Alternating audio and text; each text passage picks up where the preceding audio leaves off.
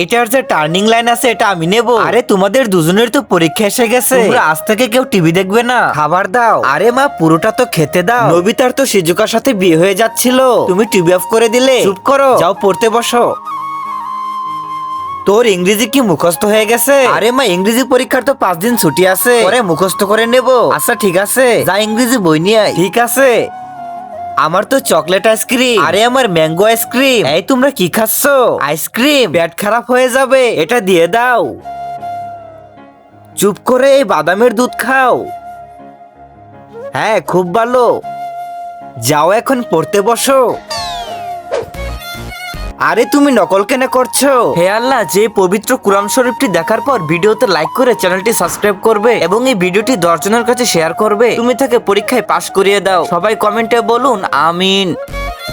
Mummy সে cheating করেছে, তাকে মার দাও। তোমার কত বড় সাহস, তুমি চিটিং করেছো? এই নেও মার খাও। বন্ধুরা তুমি কি বিটিএস ফ্রেন্ড? বিটিএস এর কোন মেম্বারকে তুমি ভালোবাসো? তার নামটি কমেন্ট করে জানাও।